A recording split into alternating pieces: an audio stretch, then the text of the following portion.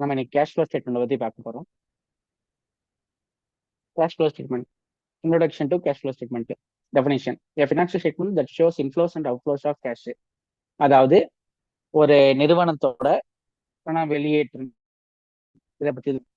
அதோட அப்ஜெக்டிவ்ஸ் என்னன்னா to assess liquidity, solvency and financial health. ஒரு நிறுவனத்தோட நீர்மை, கடன் திறன் அண்டு அதோட நிதி ஆரோக்கியத்தை பத்தி மதிப்பிடுறதை பத்தி தான் கேஷ் ஃப்ளோ ஸ்டேட்மெண்ட் சொல்லுது. Types of activities. Cash flow ஸ்டேட்மெண்ட்டை 3 வகையா பிரிச்சிருக்காங்க: operating cash flows, investing cash flows, financing cash flows. அதாவது இயக்க நடவடிக்கை, முதலீட்டு நடவடிக்கை, அப்புறம் செழிப்பு நடவடிக்கை. Operating cash flows day to day பிசினஸை பத்தி சொல்றது. இன்வெஸ்டிங் கேஷ் ஃப்ளோஸ்னு buying and selling of assets, அதாவது சொத்துக்கள் வாங்குறது மற்றும் அதை விற்க பேசுறது. ஃபைனான்சிங் கேஷ் ஃப்ளோஸ் அதாவது நிதியளிப்பு அப்படின்னு கடன் மற்றும் பங்கு. நம்ம கடன் வாங்குறது, கடன் கொடுக்கறது, பங்கு வெளியிடுறது, பங்கு வாங்குறது, பங்குல இருந்து டிவிடெண்ட் இஷ்யூ பண்றது, அதை பத்தி பேசுறது. அதாவது ஈவுத்தொகை இஷ்யூ பண்றது, அதை பத்தி பேசுறது. அடுத்தது importance of cash flow statement. It helps investors and creditors assess the financial viability of the business. இது முதலீட்டாளர்களுக்கும் கடன் கொடுக்கும் நிறுவனங்களுக்கும் நிறுவனத்தின் நிதி நிலைமை மதிப்பிட உதவுகிறது. அதாவது இப்போ ஒரு ஷேர் நம்ம எப்படி வாங்குவோம்னா, இப்போ நம்ம ஒரு இன்வெஸ்டர்ஸ் இல்லை கிரெடிட்டர்ஸா இருக்கும் அப்படின்னு, அதாவது நமக்கு கொடுக்க போறோம் இல்லை கடன் ஒரு நிறுவனத்துலேருந்து வாங்க போறோம் அப்படின்னாலுமே அதோட கேஷ் ஃப்ளோ ஸ்டேட்மெண்ட் ரொம்ப முக்கியம். It is useful in understanding how a company generates cash and how it spends cash. ஒரு நிறுவனம் எவ்வாறு பணம் உற்பத்தி மற்றும் எவ்வாறு பணம் செலவிடுகிறது என்பதை புரிந்து கொள்வது இது உதவுகிறது. எக்ஸாம்பிளுக்கு என்ன சொல்லலாம்னா, இப்ப நம்ம வீட்டுல ஒரு 100 ரூபா கொடுக்கும் அப்படின்னா அந்த 100 ரூபாய்க்கு நம்ம இன்னைக்கு என்ன செலவு பண்றோம் அப்படிங்கிறத பத்தி நம்ம யோசிப்போம். நம்மளுக்கு டெய்லி 100 ரூபா கிடைக்குது அப்படின்னா டெய்லியும் ஒவ்வொரு 100 ரூபாய்க்கு என்ன செலவு பண்ணுவோங்கிறது முதல் நாள் நைட்டே யோசிக்க ஆரம்பிச்சிடும். நாளைக்கு நம்ம 100 ரூபாய் கிடைக்கி போகிறதுக்கு உறுதியாயிடுச்சுன்னா அந்த 100 ரூபாய் வச்சு என்ன செலவு பண்ண போறோம் அப்படின்னு நம்ம டிசைட் பண்ணிடுவோம். இப்போ நம்மளுக்கு நம்ம ஒரு மூவிக்கு போறோம் டிசைட் பண்ணிட்டோம். அப்போ நம்ம வீட்டுல 500 ரூபாய் கேட்கிறோம். ஸோ வீட்டுல இருந்து நம்மளுக்கு 500 ரூபாய் கொடுப்பாங்க அப்படின்னு ரூபாய்க்கு மூவியில என்ன செலவு பண்ண போறோம். ஏன்னா மூவிக்கு எவ்வளோ டிக்கெட்டு, படத்துக்கு எவ்வளோ, படத்துல என்ன நம்ம வாங்கி சாப்பிட போறோம், ஃப்ரெண்ட்ஸுக்கு ஏதாவது ஷேர் பண்ணணுமா, அந்த மாதிரி நம்ம முதல் நாள் நைட்டே செலவு பண்றோம் யோசிக்கிறோம்ல. அதை பத்தி பேசுறது தான் கேஷ் ஃப்ளோ ஸ்டேட்மெண்ட். இது வந்து நம்மளை பத்தி சொல்றது தான். அப்படியே ஒரு நிறுவனத்துக்கு நம்ம யோசிச்சோம்னா அதுதான் கேஷ் ஃப்ளோ ஸ்டேட்மெண்ட், அதாவது பணப்பாய்வு அறிக்கை. It can be used to forecast future cash flows, helping in better planning, decision making. எதிர்கால பணப்புழக்கத்தை கணிக்க பயன்படுத்தப்படுகிறது. இது சிறந்த திட்டமிடல் மற்றும் முடிவெடுப்பு செய்ய உதவுகிறது. இப்ப நான் சொன்ன எக்ஸாம்பிள் அதே தான் எக்ஸாம்பிள். இந்த தேர்ட் பாயிண்ட்டுக்கும் சரி, செகண்ட் பாயிண்ட்டுக்கும் சரி, அதேதான் எக்ஸாம்பிள். ஓகேவா? Components of cash flow statement. ஸ்டேட்மெண்ட்ல என்ன காம்பனன்ட்ஸ் இருக்குது? Activities, investing activities and financing activities. அதாவது தமிழ்ல சொல்லணும்னா செயல்பாட்டு நடவடிக்கைகள், முதலீட்டு நடவடிக்கைகள், நிதி நடவடிக்கைகள். ஆப்ரேட்டிங் ஆக்டிவிட்டிஸ் எதை பத்தி பேசுது? நம்மளோட டே டு டே பிசினஸ் ஆக்டிவிட்டிஸை பத்தி பேசுது. அதாவது தினசரி நடவடிக்கைகள் என்னென்ன நம்ம செய்வோம்: பொருள் வாங்குவோம், பொருள் விற்போம், சேலரி கொடுப்போம், சம்பளம் கொடுப்போம், வாடகை கொடுப்போம், கொடுப்போம். அதை பத்தி பேசுறது தான் operating activities. Investing activities 1 year தாண்டி, அதாவது ஒரு 12 months பீரியட், அதை தாண்டி நம்ம செய்யக்கூடிய இன்வெஸ்ட்மெண்ட்ஸ் எல்லாமே, முதலீடு எல்லாமே எதை பத்தி பேசுனா cash related to buying selling equipment investments. சொத்துக்கள், உபகரணங்கள், முதலீடுகளை வாங்குதல் அல்லது விற்பனை செய்வதில் தொடர்புடைய பணம், அதை பத்தி தான் பேசுது. அதாவது அசட் வாங்குறது, விற்கிறது. அசட்னா ப்ராப்பர்ட்டியா இருக்கும், இன்வெஸ்ட்மெண்டா இருக்கும். அடுத்தது financing activities. Cash related to borrowing or repaying debt, issuing stocks or paying dividends. கடன் எடுக்கும் அல்லது செலுத்தும் பணம், பங்கு வெளியீடு அல்லது பங்கு லாபம் கொடுப்பதில் தொடர்புடைய பணம், இதை பத்தி தான் பேசுது. இப்போ ஒரு நிறுவனத்தை 2 வகையா பிரிக்கலாம். என்னன்னா ஃபைனான்சிங் கம்பெனி, நான் ஃபைனான்சிங் கம்பெனி. நிதி நிறுவனம், நிதி அல்லா நிறுவனம்னு பிரிக்கலாம். நிதி நிறுவனத்துக்கு கடன் கொடுப்பதும் கடன் வாங்குவதும் அவங்களுடைய ஆப்ரேட்டிங் ஆக்டிவிட்டிஸ் பிரிப்பாங்க. அவங்களுக்கு அது டெய்லி கோர்ஸ் ஆஃப் பிசினஸ், அதாவது அவங்க தினசரி செய்யக்கூடிய செயல்கள் ஆகலாம். கடன் இப்போ பேங்க்கு, முத்தூட் ஃபைனான்ஸ், ஸ்ரீராம் ஃபைனான்ஸ் அதெல்லாம் எக்ஸாம்பிள் எடுத்துக்கிட்டோம்னா அவங்களுக்கு அது டெய்லி டெய்லியும் அவங்களுக்கு கடன் கொடுக்கறதும் கடன் வாங்குறதும், கடன் கொடுத்ததுக்கு இன்ட்ரெஸ்ட் அவங்க வட்டி பெறுறதும், கடன் வாங்கினதுக்கு அவங்க இன்ட்ரெஸ்ட் செலவு பண்றதும் அதுதான் அவங்களோட டெய்லி ஆக்டிவிட்டிஸா இருக்கும். உங்களுக்கு கடன் கொடுக்கறது ஆப்ரேட்டிங் ஆக்டிவிட்டிஸ். நிதி அல்லா நிறுவனம், அதாவது நான் ஃபைனான்சிங் கம்பெனிஸ்க்கு லோன் கொடுக்கறது வந்து ஆப்ரேட்டிங்ல வராது, ஃபைனான்சிங்ல வரும். ஓகேவா? Next, identifying types of cash flows. Cash flow chart. Net cash flows.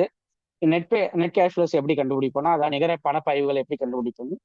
Operating activities plus investing activities plus financing activities. செயல்பாட்டு நடவடிக்கைகள் பிளஸ் முதலீட்டு நடவடிக்கைகள் பிளஸ் நிதி அளிப்பு நடவடிக்கைகள். செயல்பாட்டு நடவடிக்கைகள், அதாவது ஆப்ரேட் மெத்தட் இருக்கு. டைரக்ட் மெத்தட், இன்டைரக்ட் மெத்தட், நேரடி முறை, மறைமுக முறை. இன்வெஸ்டிங் ஆக்டிவிட்டிஸ்க்கும் ஃபைனான்சிங் ஆக்டிவிட்டிஸ்க்கும் ஒவ்வொரு மெத்தடு தான். Direct method. Next, cash flow from operating activities. Direct மெத்தட்ல அதாவது நேரடி முறையில செயல்பாட்டு பணப்பாய்வை எப்படி கண்டுபிடிப்போம்னு அதை பத்தி தான் இப்ப பார்க்க போறோம். The direct method lists all receipts and payments of cash, such as cash receipts from customers, cash payments to suppliers, cash paid to employees, interest and tax paid. அதாவது பணம் உள்ள வர்றது எல்லாத்தையும் நம்ம ஆட் பண்ணிப்போம், பணம் வெளியில போறது எல்லாத்தையும் நம்ம லெஸ் பண்ணிப்போம். அதாவது கேஷ் ரிசிப்ட்ஸ் எல்லாத்தையும் ஆட் பண்ணிப்போம், பேமெண்ட்ஸ் எல்லாத்தையும் லெஸ் பண்ணிப்போம். இந்த இடத்துல பாத்தீங்கன்னா வாடிக்கையாளர்களிடமிருந்து பணம் பெறுதல், நம்மளுக்கு கேஷ் உள்ள வருது, அப்போ அதை ஆட் பண்ணிப்போம். Cash payments to supplier R cash paid to employees, interest paid, இது எல்லாத்தையும் நம்ம நம்ம இதெல்லாம் பண்ணும்போது நம்மளுக்கு பணம் வெளில போகுது, அப்போ அதை லெஸ் பண்ணிப்போம். அடுத்தது இன்டைரக்ட் மெத்தடு. செயல்பட்ட நடவடிக்கைகள்ல மறைமுக நடவடிக்கைகள் எப்படின்னா, the indirect method adjusts net income by adding or subtracting non-cash items such as depreciation, changes in working capital. அதாவது வெறும் பணி வருமானம் மற்றும் இல்லாத விடயங்களை கூட்டவோ அல்லது கழிக்கவோ சரி செய்யும் முறையாக இதை பயன்படுத்துகிறோம். உதாரணமாக, அவை மானியத்தை படுத்தலாம் அல்லது வேலை தரவுகளின் மாற்றங்களை கொண்டு வரலாம். எப்படின்னா, ஒரு எக்ஸாம்பிள் பார்க்குறோம்னா, நெட் இன்கம் நம்மளுக்கு 50,000 இருக்கு. அதாவது மாதிரி இந்த இதிரி வருமானம் 50,000 இருக்கு. அதுல இருந்து தேய்மானத்தை ஆட் பண்ணிக்கிறோம், ஆட் டிப்ரிசியேஷன்.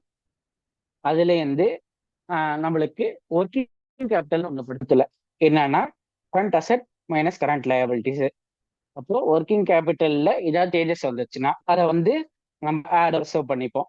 எப்படின்னா, கரண்ட் அசெட்ல, அதாவது நிகர சொத்துல போன வருஷத்துக்கோட இந்த வருஷம் அதிகமா இருந்துச்சுன்னா நம்ம அதை கழிச்சுப்போம்.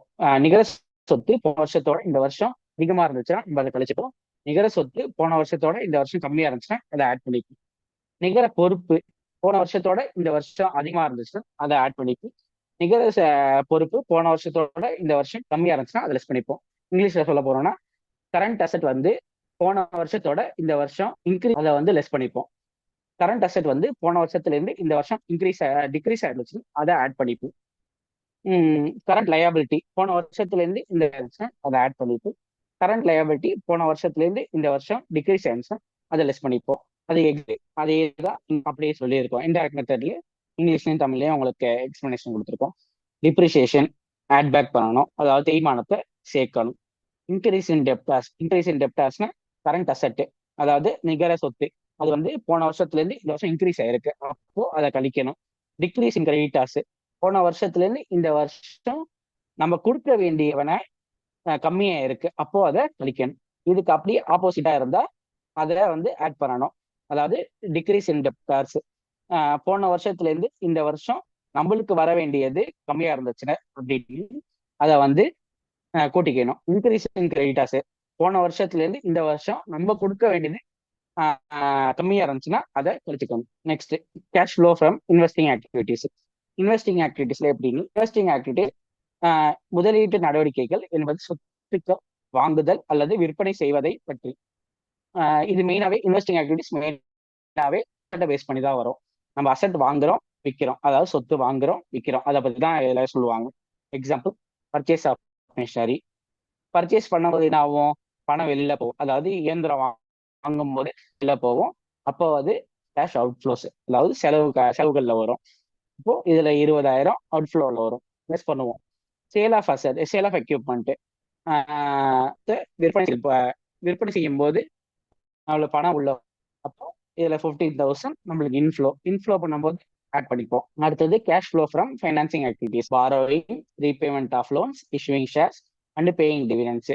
நிதி நடவடிக்கைகள் என்பது கடன்கள் எடுக்கும், கடன்களை செலுத்தும், பங்குகளை வெளியிடும், லாப பங்குகளை கொடுப்பது பத்தி பேசுறதுதான். எக்ஸாம்பிள், லோன் ரிசீவ் பண்றோம். லோன் ரிசீவ் பண்ணும் போது என்ன ஆகும்? ரொம்ப லோன் வாங்குறோம், அப்போ பணம் உள்ள வருது, அப்போ அது ஃப்ளோ. அதாவது கடன் நம்ப பெறுறோம், அப்போ அது வரவுல வருது, இப்போ அதை ஆட் பண்ணிப்போம், பே பண்றோம். டிவிடெண்ட் எப்போ பே பண்ணுவோம்? டிவிடெண்ட் ஷேர்ல, இப்போ நம்ம நம்பி ஒரு ஷேர் வாங்குறாங்க, அவங்களுக்கு நம்ம ப்ராஃபிட்ல இருந்து ஒரு போர்ஷனை எடுத்து கொடுக்கறது தான். நம்ம லாபத்துல இருந்து ஒரு போர்ஷன் பங்கை வாங்குறவங்களுக்கு எடுத்து கொடுக்கறது பேர் தான் டிவிடெண்ட். டிவிடெண்ட் கொடுக்கும் போது பணம் வெளியில போகுது, அப்போ அது கேஷ் அவுட் ஃப்ளோஸ், அதாவது செலவு கணக்குல. அப்போ அதை லெஸ் பண்ணிக்கிறோம். Loans advances given and interest earned, வழங்கிய கடன்கள், முன்பணங்கள் மற்றும் எட்டிய வட்டிகள். இதுக்கப்புறம் வர ஒரு 3-4 ஸ்லைடு ரொம்ப முக்கியமான ஸ்லைட்ஸ், அதை கண்டிப்பா கவனிச்சிருங்க. Loans and advances given in the ordinary course of business are operating cash flows for financial enterprises. அதாவது ஒரு நிறுவனத்தை வந்து பணப்பாய்வு அறிக்கையில 2ஆ பிரிச்சிருப்பாங்க. என்னன்னா financing company, non financial enterprises அப்படி பிரிச்சிருப்பாங்க. அதாவது நிதி நிறுவனம், நிதி அல்லா நிறுவனம். நிதி நிறுவனங்களுக்கு வழங்கப்பட்ட கடன்கள் மற்றும் அவற்றிலிருந்து பெறப்பட்ட வட்டிகள் செயல்பாட்டு பணப்பாய்வுகளாக கருதப்படும். அதாவது financial, Muthoot finance, Shriram finance, இல்ல பேங்க்ஸ் அந்த மாதிரி எடுத்துக்கிட்டோம்னா அவங்களுக்கு நிதி அதாவது கடன் கொடுக்கறது தான் அவங்களுக்கு வேலையே. கடன் கொடுக்கறது, கடன் வாங்குறது, அதுக்கப்புறம் தான் அவங்க பாக்கி ஆக்டிவிட்டிஸ், மெயினான ஆக்டிவிட்டிஸ் அவங்களுக்கு கடன் கொடுக்கறதும் கடன் வாங்குறதும் தான். இப்போ அவங்களுக்கு கடன் கொடுக்கறதும் கடன் வாங்குறதும் அவங்களோட ஆப்ரேட்டிங் கேஷ் ஃப்ளோஸ், அதாவது செயல்பட்ட நடவடிக்கையாக கருதப்படும். Next point, loans and advances given earned on them R invest for non financial enterprises. அதாவது நிதி நிறுவனங்கள் இல்லாத நிறுவனங்களுக்கு கடன் மற்றும் முன்பணம் செலுத்துதல், அதுல இருந்து வட்டி பெறுதல், அது வந்து அவங்களுக்கு முதலீட்டு பணப்பாய்வாக கருதப்படும். அதாவது நிதி நிறுவனங்கள் இல்லாத நிறுவனங்களுக்கு அவங்க வழங்கப்பட்ட கடன்கள், பணங்கள் மற்றும் அவற்றிலிருந்து பெறப்பட்ட வட்டிகள் முதலீட்டு பணப்பாய்வுகளாக கருதப்படும். Next point, loans and advances given to subsidiaries and interest earned on them are investing cash flows for all enterprises. இந்த இடத்துல நீங்க ஹோல்டிங் கம்பெனி, சப்சிடரி கம்பெனி அப்படின்னா என்னன்னு தெரியணும். ஹோல்டிங் கம்பெனினா ஒரு ஒரு அதாவது ஒரு நிறுவனத்தோட 51% முதலீட இன்னொரு கம்பெனி வச்சிருக்க, அந்த வச்சிருக்கிற 51% வச்சிருக்கிற கம்பெனி ஹோல்டிங் கம்பெனி. 43% இல்ல அது கம்மியா வச்சிருக்கிற கம்பெனி வந்து சப்சிடரி கம்பெனி, அதாவது துணை நிறுவனம். அந்த துணை நிறுவனத்து மேல துணை நிறுவனத்துக்கிட்ட நம்ம லோன்ஸ் அண்ட் அட்வான்சஸ் கொடுத்துருக்கோம், அதாவது கடன் கொடுத்துருக்கோம் இல்ல முதலீடு பண்ணியிருக்கோம் அப்படின்னா அது வந்து இன்வெஸ்டிங் கேஷ் ஃப்ளோஸா கருதப்படும், அதாவது முதலீட்டு நடவடிக்கைகளா கருதப்படும். Next point, loans and advances given to employees and interest earned on them are operating cash flows for all enterprises. அனைத்து நிறுவனங்களுக்கும் ஊழியர்களுக்கு வழங்கிய கடன்கள், ஊழியர்களுக்கு வழங்கப்பட்ட கடன்கள் மற்றும் முன்பணங்கள் மற்றும் அவற்றிலிருந்து பெறப்பட்ட வட்டியாக கருதப்படும். எல்லா கம்பெனி அவங்களோட எம்ப்ளாயிஸ்க்கு கடன் கொடுத்திருந்தா, இல்ல அவங்க எம்ப்ளாயிஸ் பே பண்ணியிருந்தோம்னா, சேலரியே பே பண்ணியிருந்தோம்னா அது வந்து அவங்களுக்கு ஆப்ரேட்டிங் கேஷ் ஃப்ளோஸ், அதாவது செயல்பாட்டு நடவடிக்கையாக கருதப்படும். Next, advance payment suppliers and interest earned on them are operating cash flows for all enterprises. இப்போ சாதாரணமா என்ன பண்ணுவோம்? பொருளை வாங்கி இப்போ பொருளை வாங்கும் போது நம்ம காசு கொடுத்து வாங்கலாம், கடன் சொல்லி வாங்கலாம். இப்போ கடன் சொல்லி வாங்கும்போது அவங்க நம்மள சப்ளையர் ஆவாங்க, நம்ம அவங்களுக்கு பணம் தரணும். அப்படி தர வேண்டியவங்களுக்கு நம்ம அட்வான்ஸா பணம் கொடுக்குறோம் அப்படின்னா அது வந்து ஆப்ரேட்டிங் கேஷ் ஃப்ளோஸ், அதாவது செயல்பாட்டு நடவடிக்கையாக கருதப்படும்.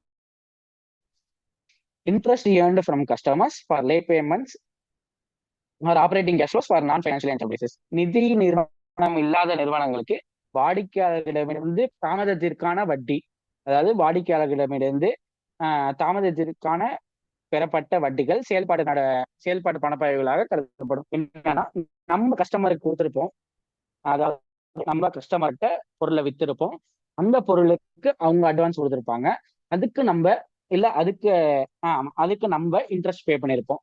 அப்படி இருக்கிறது செயல்பாட்டு நடவடிக்கையாக கருதப்படும். Next slide. Loans, advances taken, interest paid. நம்ம இருக்கோம், அதுக்கு நம்ம கொடுத்துருக்கோம். Loans and advances taken and interest paid on them in ordinary course of business are operating for financial enterprises. அதாவது நிதி நிறுவனங்களுக்கு வணிகத்தின் சாதாரண நடவடிக்கைகளாக எடுக்கப்படும் கடன்கள் மற்றும் முன்பணங்கள் மற்றும் அவற்றிற்கு செலுத்தப்பட்ட வட்டிகள் செயல்பாட்டு பணப்பயிர்களாக கருதப்படும். நான் என்ன சொன்னேன்ல முன்னாடியே, ஃபைனான்சியல் கம்பெனிஸ்க்கு, அதாவது நிதி நிறுவனத்துக்கு அவங்களுக்கு கடன் கொடுக்கறதும் கடன் வாங்குறது மட்டும்தான் வேலை. ஸோ அப்படி இருக்கிறவங்களுக்கு operating loans and advances taken and interest paid on them are financing cash flows for non financial enterprises. அதாவது நிதி நிறுவனம் இல்லாத நிறுவனங்களுக்கு, நான் ஃபைனான்சியஸ்க்கு அவங்க கடன் வாங்கியிருந்தாங்கன்னா அது ஃபைனான்சிங் ஆக்டிவிட்டிஸ்ல வரும். அதாவது நிதி நிறுவனங்களுக்கு எடுக்கப்பட்ட கடன்கள் மற்றும் முன்பணங்கள் மற்றும் அவற்றிற்கு செலுத்தப்பட்ட வட்டிகள் நிதியளிப்பு பணப்பாய்வுப்படும். Third point, loans and advances taken from source paid on them are financing cash flows for all enterprises. அதாவது துணை நிறுவனங்களிடமிருந்து நம்ம பெறுறோம், இல்ல அட்வான்ஸ் முன்பணம் பெறுறோம், அவங்களுக்கு நம்ம இன்ட்ரெஸ்ட் பே பண்றோம் அப்படின்னா அது வந்து ஃபைனான்சிங் ஆக்டிவிட்டிஸாக நிறுவனங்களுக்கும் கருதப்படும். Next, advance taken from customers and interest paid on them are operating cash flows for non financial enterprises. அதாவது நிதி நிறுவனங்கள் இல்லாத நிறுவனங்களுக்கு வாடிக்கையாளர்களிடமிருந்து முன்பணம், அதாவது வாடிக்கையாளரிடமிருந்து பெறப்பட்ட முன்பணம் மற்றும் அவற்றிற்கு செலுத்தப்பட்ட வட்டிகள் செயல்படும். இதுக்கு எக்ஸாம்பிள் என்ன பண்ணலாம், நம்ம கஸ்டமருக்கு குட்ஸ் கொடுத்துருக்கோம், அதுக்கு அவங்க பணம் தராங்க, அதுக்கு நம்ம வட்டி தரோம். இது வந்து சாதாரண எல்லா பிஸ்னஸ்லையும் நடக்கிற விஷயம்தான். அப்போ அவங்களுக்கு அது டே டு டே ஆக்டிவிட்டிஸ், அப்போ அவங்களுக்கு அது ஆப்ரேட்டிங் கேஷ் ஃப்ளோஸாக கருதப்படும். Interest paid to suppliers for late payments are operating cash flows for all enterprises. அனைத்து நிறுவனங்களுக்கும் சப்ளையர்களுக்கு வட்டி தாமதத்துக்கான செலுத்தப்பட்ட செயல்பாட்டு பணப்பாய்வுகளாக கருதப்படும். அதாவது நம்ம பொருள் நம்ம அவங்களுக்கு பணம் தரணும், நம்ம பணம் பண்ணிட்டோம், அவங்க நம்மளுக்கு வட்டி போடுறாங்க, அந்த வட்டி நார்மல் கோர்ஸ் ஆஃப் பிஸ்னஸ், அதாவது சாதாரண ஒரு டே டு டே பிஸ்னஸ் ஆக்டிவிட்டிஸ்லாம் வரும், அதுக்கு நம்ம வட்டி கொடுக்குறோம் அப்படிங்கிறது ஆப்ரேட்டிங் கேஷ் ஃப்ளோஸாக கருதப்படும், அது செயல்பாட்டு பணப்பாய்வுகளாக கருதப்படுது. அடுத்தது, interest taken as part of inventory cost in accordance with AS 16 are operating cash flows. AS அப்படின்னா அக்கௌண்டிங் ஸ்டாண்டர்ட்ஸ் மொத்தம் இப்போ வரைக்கும் 29 இருக்கு, ரெண்டை மெர்ஜ் பண்ணிட்டாங்க, இப்போதைக்கு 27 இருக்கு. இதுக்கப்புறம் IFRS கொண்டு வருவாங்க. அதுல AS 16ங்கிறது இன்வென்டரி காஸ்ட்டை பத்தி சொல்லுது, அதாவது இருப்பு விலை பத்தி சொல்லுது. நம்மள்ட்ட எவ்வளவு ஸ்டாக் இருக்கு, அதாவது இப்ப இன்னைக்கு பொருளை விற்கல, அதாவது பொருள் நம்ம வச்சிருப்போம் நம்ம விற்கிறதுக்கு, இன்னைக்கு நைட்டு நம்ம விற்கல அப்படிங்கிறது நம்மளுக்கு க்ளோசிங், அந்த க்ளோசிங்கிறது தான் நம்மளுக்கு இன்வென்ட்ரியா கருதப்படுது. அந்த இன்வென்ட்ரியோட காஸ்ட்டை பத்தி பேசுறது தான் AS 16. அப்படி அது நம்ம பொருள் விற்காம இருக்கிறதுக்கு நம்ம வட்டி கட்டி இருந்தோம்னா, இப்போ அந்த மாதிரி எப்படி கட்டுவாங்க அப்படின்னா, நம்ம ஒரு பிரான்ச் ஆஃபீஸா இருக்கும், பிரான்ச் ஆஃபீஸ்னா ஹெட் ஆஃபீஸ்ல இருந்து நம்மளுக்கு கொடுத்துருப்பாங்க, அவங்களுக்கு நம்ம அன்னைக்கு எவ்வளவு சேல் பண்றாங்கன்னு நம்மளுக்கு ஒரு டார்கெட் கொடுத்துருப்பாங்க, டார்கெட் படி நம்ம பொருளை விற்கணும். இப்படி விற்காம இருந்து அவங்க நம்மளுக்கு வட்டி கட்டாங்க, அவங்க கேட்டாங்க, நம்ம வட்டி கொடுத்துட்டோம் அப்படின்னா அது வந்து AS 16 பேசுது அதை பத்தி, இன்வென்டரி காஸ்ட். அப்படி சொல்றது நம்மளுக்கு அது வந்து டே டு டே ஆக்டிவிட்டிஸ் தான். நம்ம இன்னைக்கு பொருளை விற்போம், நாளைக்கு விற்காம இருக்கும்போது நம்ம வட்டி கட்டுவோம், விற்கும் போது அவங்க இன்சென்டிவ் போடுவாங்க. இப்படி அதை பத்தி பேசுறது AS 16. AS 16 அதாவது இன்வென்டரி காஸ்ட் மூலியமா நம்மளுக்கு வட்டி கொடுத்தோம் அப்படின்னா அது வந்து ஆப்ரேட்டிங் கேஷ் ஃப்ளோஸ், அது வந்து டே டு டே ஆக்டிவிட்டிஸ் தான். நம்ம இன்னைக்கு விற்போம், நாளைக்கு விற்க மாட்டோம், நாளைக்கும் இப்படி பத்தி பேசுறது தான். Next, investment made and dividend earned and dividend paid, அதாவது சேவைகள், விநியோகிக்கப்பட்ட ஈவுத்தொகைகள். investment made and a dividend earned on them in the ordinary course of business or operating cash flows for a financial enterprises. அதாவது financial என்டர்பிரைசஸ்க்கு அவங்க investment பண்றாங்கன்னா அவங்களுக்கு என்ன இன்வெஸ்ட்மெண்ட்டா இருக்கும்? அதாவது நம்மளுக்கு கடன் கொடுக்கறதே அவங்களுக்கு ஒரு இன்வெஸ்டிங் ஆக்டிவிட்டிஸ் தான். பேங்க் வரைக்கும் அவங்களுக்கு இன்வெஸ்டிங் ஆக்டிவிட்டிஸ். நம்மளை பொறுத்த வரைக்கும் நம்ம பேங்க்ல பணம் போடுறத ஒரு முதலீட்டா கருதுவோம். எஃப்டி போடுறது, அதாவது டெபாசிட் போடுறத முதலீடா கருதுவோம். ஆனா அவங்களுக்கு என்ன கருதுவாங்களா? உங்களுக்கு கடன் கொடுக்கறது தான் அவங்களுக்கு முதலீடு. ஓகேவா? அப்படி இருக்கிறது அவங்களுக்கு பிசினஸ் தான். அதாவது நம்மளுக்கு கடன் கொடுக்கறது தான் அவங்களுக்கு வேலையே. அப்படி இருக்கும்போது அவங்களுக்கு அது செயல்பாட்டு பணப்பாய்வுகளாக கருதப்படும். அதாவது நிறுவனங்களுக்கு வணிகத்தின் சாதாரண நடவடிக்கை செய்யப்பட்ட முதலீடுகள் மற்றும் அவற்றிலிருந்து பெறப்பட்ட ஈவுத்தொகைகள் செயல்பாடு பணப்பாய்வுகளாக. Next, investment made and dividend earned on them investing cash flows for non-financial enterprise. நிதி நிறுவனங்கள் அல்லாத நிறுவனங்களுக்கு செய்யப்பட்ட முதலீடுகள் மற்றும் அவற்றிலிருந்து பெறப்பட்ட ஈவுத்தொகைகள் முதலீட்டு பணப்பாய்வுகளாக கருதப்படும். அதாவது நான் ஃபைனான்சியல் என்டர்பிரைசஸோட இன்வெஸ்டிங் ஆக்டிவிட்டிஸ்னா நம்ம என்ன சொல்லுவோம்? இப்போ ஒரு நிறுவனம் இல்லாத நிறுவனம், அதாவது நார்மலா ட்ரேடிங் பண்ணக்கூடிய ஒரு மளிகை கடையோ, ஒரு ஸ்டேஷனரி ஷாப்போ, இல்ல ஒரு டிபார்ட்மெண்டல் ஸ்டோர்ஸோ, இல்ல எதுவா இருந்தாலும் பொருளை வாங்கி விற்கிறவங்க எதுவா இருந்தாலும் அவங்களுக்கான இன்வெஸ்ட்மெண்ட்ஸ்னா நம்ம ஒரு சாதாரண எக்ஸாம்பிள் சொல்லணும்னா ஒரு பேங்க்ல எஃப்டி போடுறாங்க. எஃப்டி நம்மளுக்கே பேங்க்ல ஒரு எஃப்டி போடுறதுனா நம்ம வந்து ஒரு முதலீடா தான் கட்டும். நம்மளுக்கு அந்த முதலீடும் திருப்பி வந்துடும், அதுக்கான வட்டியும் நம்மளுக்கு திருப்பி வரும். ஸோ அது வந்து இன்வெஸ்ட்மெண்ட் தான். அப்போ நான் ஃபைனான்சியல் என்டர்பிரைசஸ்க்கு இன்வெஸ்ட்மெண்ட் பண்ணி அதுல இருந்து அவங்க டிவிடெண்ட் பெறாங்க. இது டிவிடெண்டுங்கிறது எப்ப தருவாங்க? ஷேரை வாங்கினா மட்டும் தான் தருவாங்க. அதாவது பங்கை வாங்கினா ஈவுத்தொகை தருவாங்க. அப்போ ஒரு கம்பெனி இன்னொரு கம்பெனியோட பங்கை வாங்குது, அதாவது ஷேரை வாங்குது அப்படின்னா அது இன்வெஸ்ட்மெண்ட் தான். அப்படி இன்வெஸ்ட்மெண்ட் பண்ணும்போது அதுல இருந்து அவங்களுக்கு டிவிடெண்ட் வருது, அதாவது ஈவுத்தொகை வருது. அப்படி வரும்போது அவங்களுக்கு அது முதலீட்டு பணப்பாய்வுகளாக கருதப்படும், அதாவது இன்வெஸ்ட்மெண்ட் ஆக்டிவிட்டிஸாக கருதப்படும். Next, investment in subsidiaries and dividend earned on them are investing cash flows for all enterprises. துணை நிறுவனங்கள் மேல நம்ம இன்வெஸ்ட்மெண்ட் பண்றோம். அதாவது நிறுவனங்களோட ஷேரை நம்ம வாங்குறோம். 51% ஷேர் வாங்குவோம்னு சொன்னேன்ல, அப்படி வாங்கினா அவங்க நம்மளோட சப்சிடரி. ஒரு கம்பெனியோட 51% ஷேரை வாங்கினாதான் அது ஹோல்டிங் கம்பெனி, அதாவது வாங்குற கம்பெனி ஹோல்டிங் கம்பெனி. எந்த கம்பெனியோட ஷேரை வாங்குறாங்களோ அவங்க வந்து சப்சிடரி கம்பெனி. இப்படி துணை நிறுவனங்களோட 51% ஷேரை வாங்குறாங்கல்ல, அதுக்கு அவங்க டிவிடெண்ட் கொடுத்துருப்பாங்கல்ல, அப்போ நம்ம அவங்க ஷேரை வாங்குறதே நம்மளுக்கு ஒரு முதலீடு தான். அவங்க ஷேரை வாங்குறது நம்மளுக்கு ஒரு இன்வெஸ்ட்மெண்ட் ஆக்டிவிட்டிஸ். அவங்களுக்கு சரி, அவங்க டிவிடெண்ட் கொடுத்துருப்பாங்க, ஈவுத்தொகை கொடுத்துருப்பாங்க. அது வந்து நம்மளுக்கு இன்வெஸ்டிங் கேஷ் இன்ஃப்ளோஸ். ஓகேவா? Next, dividend paid are financing cash outflows all enterprises. நம்ம ஈவுத்தொகை கொடுக்குறோம், நம்மளோட ஷேரை இருக்காங்க. நான் முன்னாடியே சொன்னேன்ல, டிவிடெண்ட்ங்கிறது எப்ப கொடுப்பாங்க?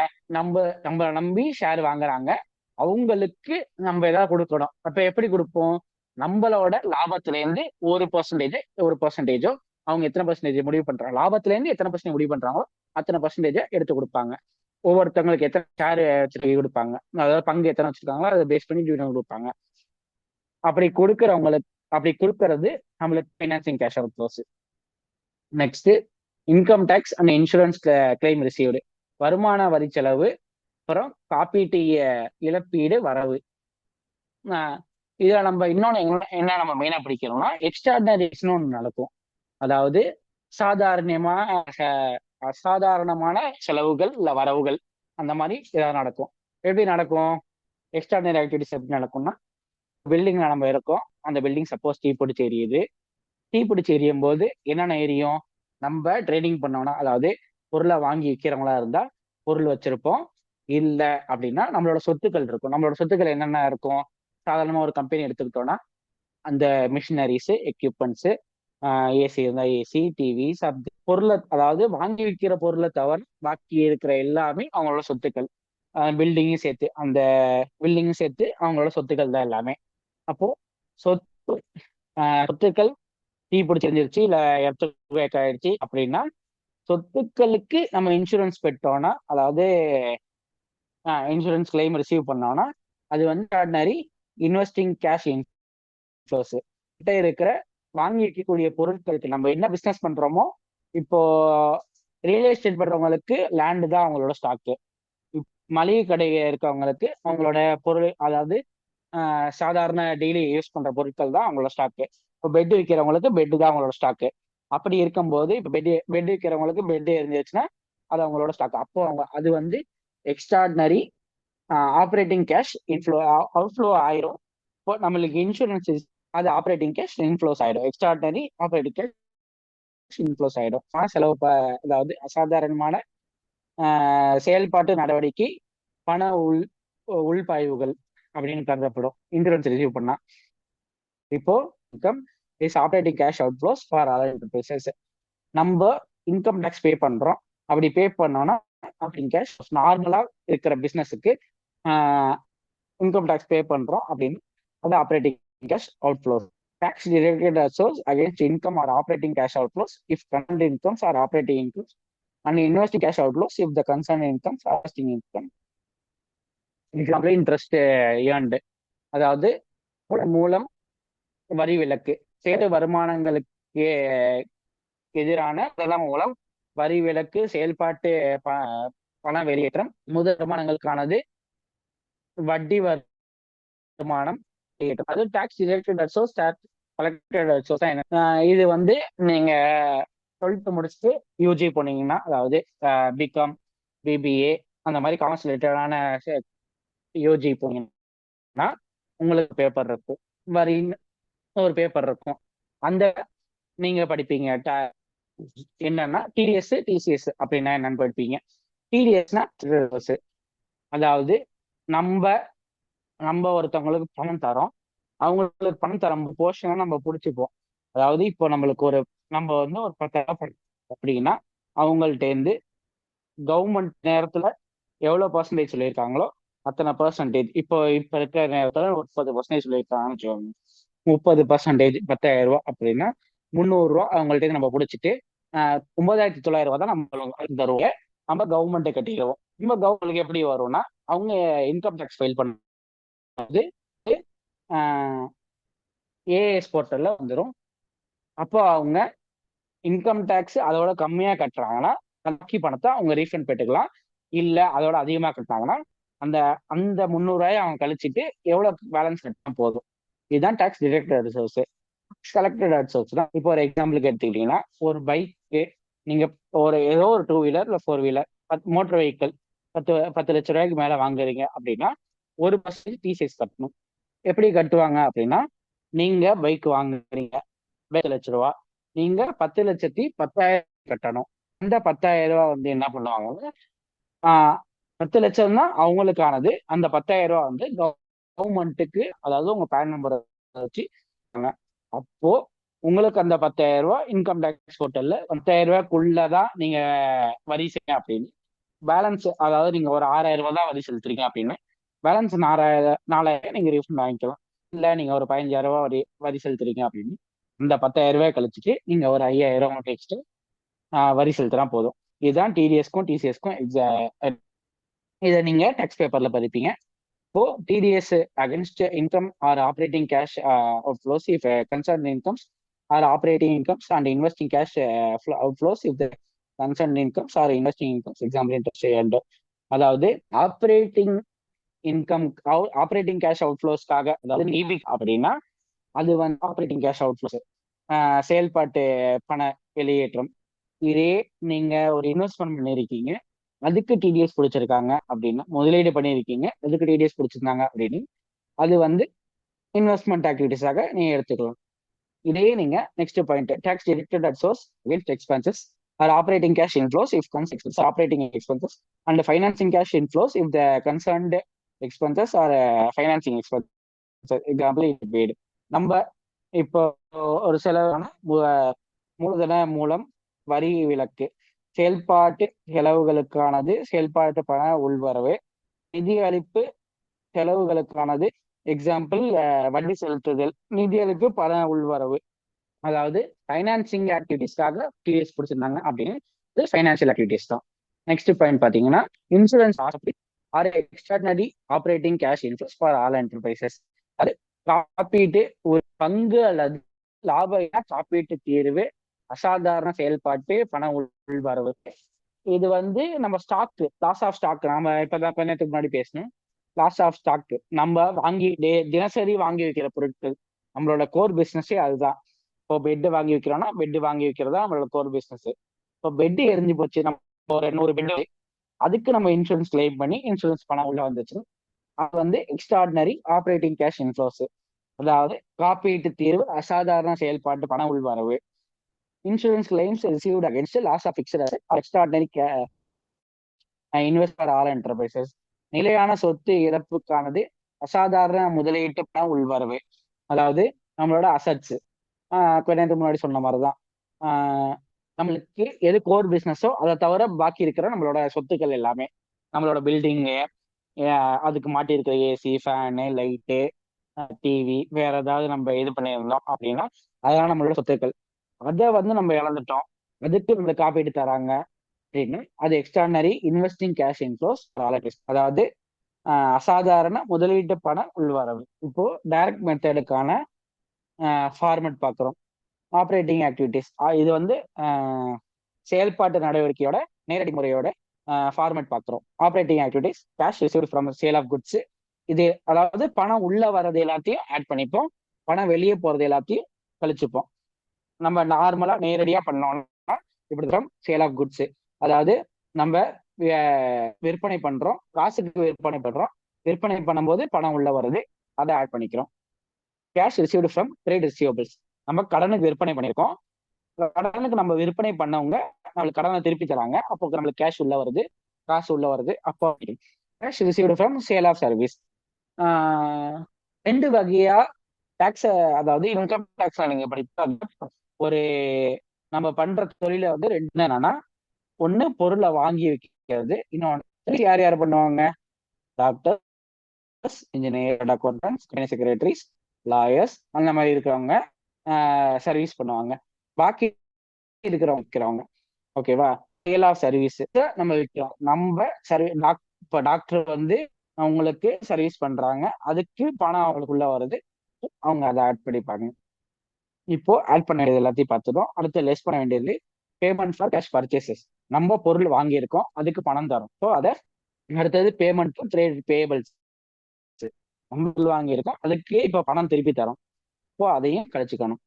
அடுத்தது பேமெண்ட் ஃபார் ஆப்ரேட்டிங் எக்ஸ்பென்சஸ். எக்ஸ்பென்சஸ்னா என்னென்ன சொல்லுவோம், நம்ம நார்மலா எதெல்லாம் ஆப்ரேட்டிங் எக்ஸ்பென்ஸ், அதாவது எதெல்லாம் செயல்பாடு, பொதுவா நம்ம எதெல்லாம் செய்யணும், சம்பளம் கொடுப்போம், இபி கட்டுவோம், அந்த மாதிரி இருக்கிறது எல்லாமே ஆப்ரேட்டிங் எக்ஸ்பென்சஸ்ல வந்துடும். அதுக்கு நம்ம செலவு பண்ணியிருந்தோம், அப்போ பணம் வெளியில போயிருக்கும், அதை கழிச்சுக்கிறோம். அடுத்தது payment for wages and salaries. வேஜஸ்னா என்ன, சேலரிஸ்னா என்னன்னு நம்ம ஃபர்ஸ்ட் தெரிஞ்சுக்கணும். சேலரிஸ்னா மந்த்லி கொடுக்கறது பேர் தான் சேலரிஸ். வேஜஸ்னா டெய்லி கொடுக்கறது பேர் வேஜஸ், அதாவது ஊதியம் மற்றும் சம்பளம், அதை பத்தி தான் அது. அப்படி நம்ம கொடுக்கும்போது பணம் வெளியில போயிருக்கும், அப்ப அதை கழிக்கணும். அடுத்தது payment for income tax. Income டேக்ஸுக்கு பே பண்ணும்போது நம்மளுக்கு பணம் வெளில போயிருக்கும், அப்ப அதை. அடுத்தது adjustment for extraordinary item. Extraordinary ஐட்டம்ஸ்னா என்னங்கிறத பத்தி நம்ம முன்னாடி பார்த்தோம். Extraordinary items loss of fixed assets, இல்ல லாஸ் ஆஃப் ஸ்டாக். நம்மளோட கோர் பிசினஸ், அதாவது மெத்த வாங்கிக்கிறோம்னா அந்த மெத்த இழப்பீடு ஆச்சுன்னா அதுக்கு இன்சூரன்ஸ் வந்துருக்கும், அதை பத்தி பேசுறது. இப்போ இன்சூரன்ஸ் உள்ள வந்துச்சுன்னா அதை ஆட் பண்ணிப்போம். சப்போஸ் நமக்கு இன்சூரன்ஸ் இந்த வருஷம் இல்லை, அடுத்த வருஷம் தான் வருது, நம்ம இந்த வருஷத்துக்கு பணப்பாய்வு அறிக்கை நம்ம ரெடி பண்ணணும் அப்படின்னா, இப்போ மெத்த நம்மளுக்கு லாஸ் ஆயிடுச்சு, இவ்வளோ லாஸ் ஆச்சோ அதை பண்ணிப்போம். உங்களுக்கு பணம் சப்போஸ் வந்துருச்சு அப்படின்னு ஆட் பண்ணிப்போம். இதே நம்ம சொத்து போயிடுச்சு அப்படின்னா, இந்த வருஷம் நம்மளுக்கு உள்ள வரல பணம், இந்த வருஷம் நம்மளுக்கு இன்சூரன்ஸ் இல்லை, காப்பீடு தரல அப்படின்னு, சொத்து எவ்வளோ போச்சோ அதை லெஸ் பண்ணிப்போம். சப்போஸ் சொத்து போனதுக்கு பணம் உள்ள வந்துருச்சு அப்படின்னா அதை ஆட் பண்ணிப்போம். போக பேலன்ஸ் வர்றதுதான் net cash flow from operating activities, அதாவது நிகர செயல்பாடு பணப்பாய்வு, செயல்பாட்டு நடவடிக்கைகளை வந்து நிகர பணப்பாய்வு. இப்போ வந்து நம்ம இன்டைரக்ட் மெத்தட் பத்தி பார்க்க போறோம், அறிமுக முறை. அதாவது ஆப்ரேட்டிங் கேஷ் ஃப்ளோஸ்ல மறைமுக முறை பார்க்க போறோம், செயல்பாட்டு நடவடிக்கைகள். இதுக்கு வந்து நம்ம என்ன தெரிஞ்சுக்கணும், ஃபர்ஸ்ட் டேக்ஸ் எப்படி பே பண்ணுவோங்கிறத பத்தி தெரிஞ்சுக்கணும். டேக்ஸ் பே பண்ணுவோம் அப்படின்னா ஃபர்ஸ்ட் நம்ம எக்ஸ்ட்ராடினரி ஆக்டிவிட்டிஸ், இல்லை நான் கேஷ் ஆக்டிவிட்டிஸ், பீடல்னா அப்படின்னு தெரிஞ்சுக்கணும். P&L லாப நட்டம் என்னென்ன இருக்கு? ரைட் சைடு வரவு, டெபிட், கிரெடிட். டெபிட் சைடில் என்ன பண்ணுவோம்? செலவு, எக்ஸ்பென்சஸ் எல்லாமே எழுதுவோம். கிரெடிட் சைடு இன்கம், அதாவது வரவு எல்லாமே எழுதுவோம். எழுதி டெபிட் சைடு பேலன்ஸ் வந்துச்சுன்னா காசு. அதாவது டெபிட் சைடு வந்துச்சுன்னா அது லாபம், பற்று சைடு வந்துச்சுன்னா அது லாபம், வரவு சைடு வந்துச்சுன்னா அது நட்டம். இப்படிதான் நம்ம லாப நட்ட கணக்கு இல்லை பீண்டல் பார்ப்போம். இதுக்கப்புறம் என்ன பண்ணுவாங்க அப்படின்னா, எக்ஸ்ட்ராடரி நம்ம நார்மலா பீண்டல் பார்க்கறது இவ்வளவுதான். இதுக்கப்புறம் பீண்டல் எப்படி இருக்கும் அப்படின்னா, லாபமோ நட்டமோ அது கீழே நோட்ஸ் ஒன்று கொடுப்பாங்க. கொடுத்து அதுல வந்து ப்ரொவிஷன் என்னன்னா, ஒரு செலவு பண்ண போறோம், அதுக்கு இப்பயே பணம் எடுத்து வைக்கிறோம் அப்படிங்கிறது ப்ரொவிஷன். இப்போ எக்ஸாம்பிள் என்ன சொல்லணும்னா, இன்கம் டேக்ஸே நம்ம எக்ஸாம்பிள் எடுத்துக்கலாம். இப்போ என்கிட்ட இன்னைக்கு காசு வந்திருக்கு. நான் இந்த வருஷத்தோட ஒரு 10,000 ரூபாய் இன்கம் டேக்ஸ் கட்ட போறேன் அப்படி இருக்கும்போது அதுக்குன்னு ஒரு 10,000 ரூபாய் நம்ம எடுத்து வச்சோம்னா அது ப்ரொவிஷன். ஆனா ஒரிஜினல் 1000 கட்டலாம், இல்ல 12,000 கூட கட்டலாம். ஓகேவா? இப்போ ஒரு செலவு பண்ண போறோம் அப்படின்னு எடுத்து வச்சா அது ப்ரொவிஷன். ப்ரொவிஷன் எடுத்து வைக்கிறது ஒண்ணு இருக்கும்.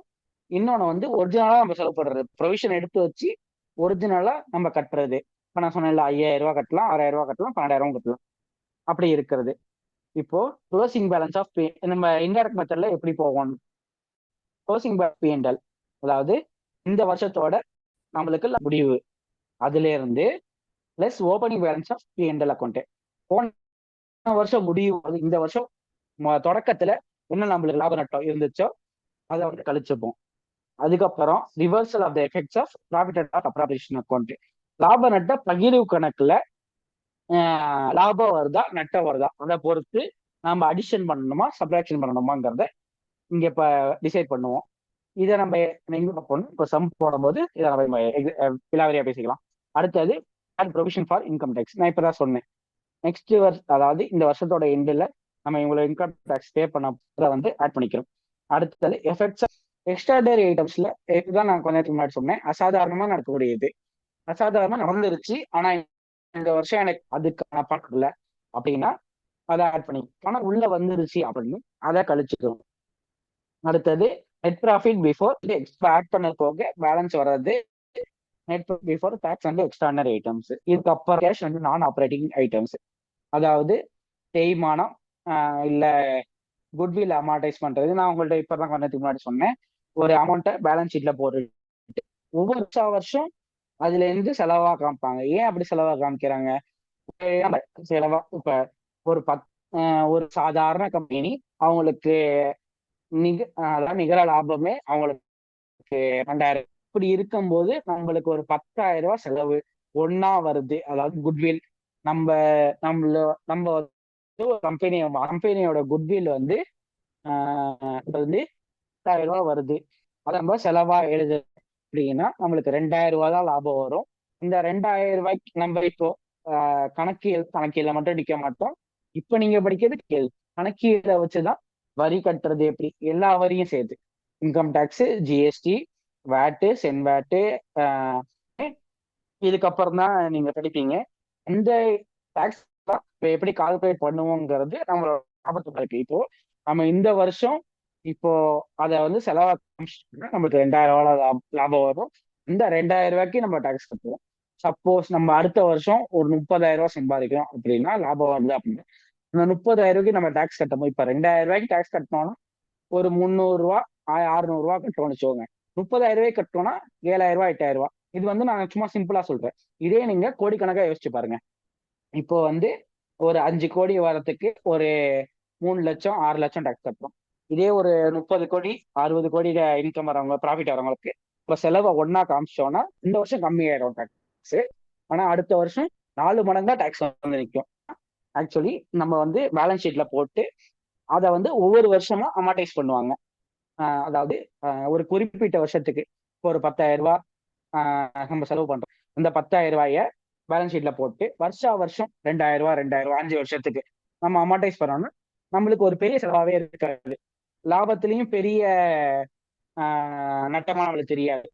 ஓகேவா? அந்த மாதிரிதான் பண்ணுவாங்க அக்கௌண்ட்ஸ்ல பொறுத்த வரைக்கும். இப்படி பண்றதோட செலவுகளை அதை ஆட் பண்றோம். அதாவது டிப்ரிசியேஷன், தேய்மானம், இல்லைன்னா இந்த மாதிரி அமார்டைஸ் பண்ற எக்ஸ்பென்சஸ், இதை வந்து ஆட் பண்றோம். அடுத்தது effect for changes in working capital except cash and cash equivalents. Working capital என்ன? Current as minus current liabilities. இந்த இடத்துல கரண்ட் அசெட்லயோ கரண்ட் லயபிள் அது வந்து இங்க அஃபெக்ட் ஆகும். கரண்ட் அசெட் அதாவது நிகர சொத்து அதிகமாச்சுன்னா அதை இங்க இந்த இன்டைரக்ட் மறைமுக முறையில கழிச்சுப்போம். நிகர சொத்து அதாவது கரண்ட் அசெட்ல ஏதாவது கம்மியாச்சு போன வருஷத்துக்கும் இந்த வருஷத்துக்கும் டிஃபரன்ஸ் பார்க்கும்போது, எனக்கு ஓப்பனிங்ல 500 ரூபா இருக்கு. நான் வந்து எனக்கு வந்து வர வேண்டியது ஒரு கஸ்டமர்ட்ட இருந்து எனக்கு வர வேண்டிய பணம் 500 ரூபா இருக்கு. இந்த வருஷம் அதே பணம் 1000 ரூபா ஆகுது. அப்போ 500 ரூபா கூடி இருச்சுப்போம்.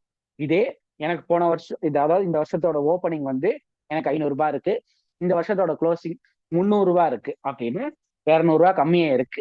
அப்படி கம்மியா இருந்துச்சுன்னா அதை ஆட் பண்ணிப்போம். கரண்ட் சேஞ்சஸ் வந்துருச்சுன்னா கரண்ட் அசெட்ல இந்த இடத்துல ஆட் பண்ணிப்போம். கரண்ட் அசெட் இன்க்ரீஸ் இந்த இடத்துல ஆட் பண்ணிப்போம். சாரி, கரண்ட் அசெட் டிக்ரீஸ் ஆச்சுன்னா இந்த இடத்துல ஆட் பண்ணிப்போம். கரண்ட் அசெட் இன்க்ரீஸ் ஆச்சுன்னா இந்த இடத்துல லெஸ் பண்ணிப்போம். அடுத்தது வாங்க, less payment of income tax. Income tax ஒரிஜினலா பே பண்ணது, அதாவது நம்ம ப்ரொவிஷன் எடுத்து வச்சது தனி. ப்ரொவிஷன் வந்து நான் இன்னைக்கு எடுத்து வைக்கிறேன், இந்த வருஷத்தோட 10,000 ரூபாய், ஆனா உண்மையா நான் 5,000 ரூபாய் தான் கட்டினேன். அதை வந்து assessment for extraordinary items. Extraordinary ஐட்டம்ஸ்ல நான் இப்ப சொன்னேன் இன்சூரன்ஸ் கிளைம் வந்திருக்கு, எனக்கு வந்துருச்சு, உள்ள வந்துருச்சு, அப்போ அதை லெஸ் பண்ணிக்கிறோம்.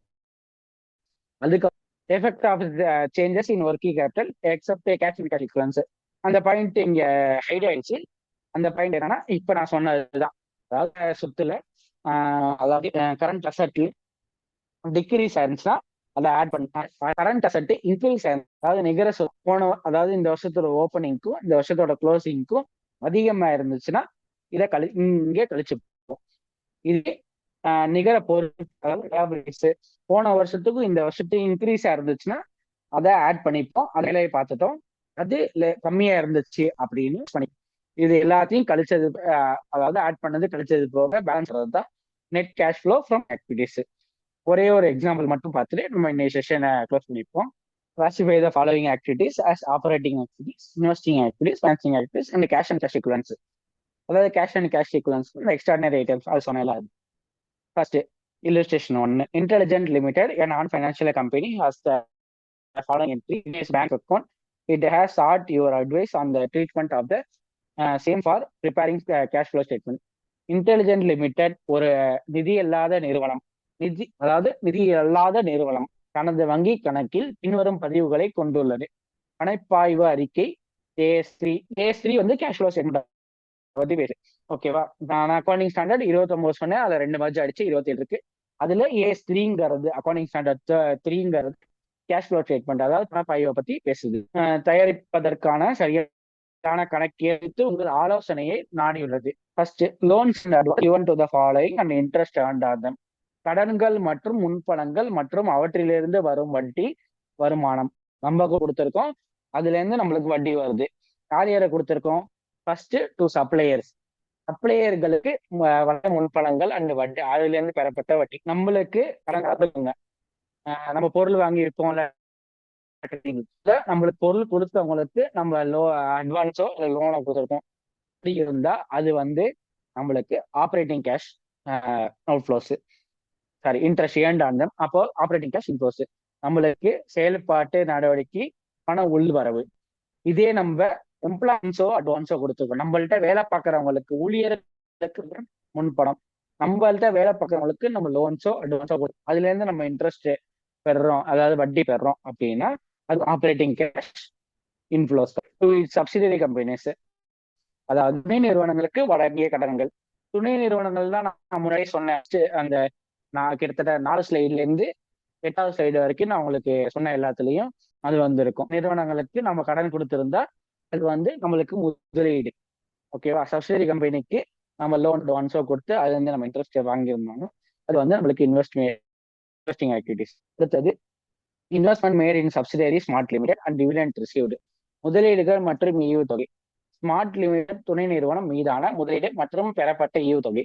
இப்போ நம்மளோட சப்சிடரி கம்பெனில இருந்து, நம்மளோட துணை நிறுவனத்துல இருந்து நம்ம அவங்களோட ஷேரா வாங்கியிருக்கோம், நம்ம அவங்களோட பங்கா வாங்கியிருக்கோம், அதுக்கு நம்ம ஈவுத்தொகை பெறுறோம், நம்ம டிவிடெண்ட் ரிசீவ் பண்றோம், நம்ம அவங்க மேல இன்வெஸ்ட்மெண்ட் பண்ணியிருக்கோம். அப்போ நம்மளுக்கு இன்வெஸ்டிங் ஆக்டிவிட்டிஸ், அதாவது முதலீட்டு நடவடிக்கைகள். டிவிடெண்ட் பெய்டு ஃபார் த பொதுவா நம்ம டிவிடெண்ட் பே பண்றோம்.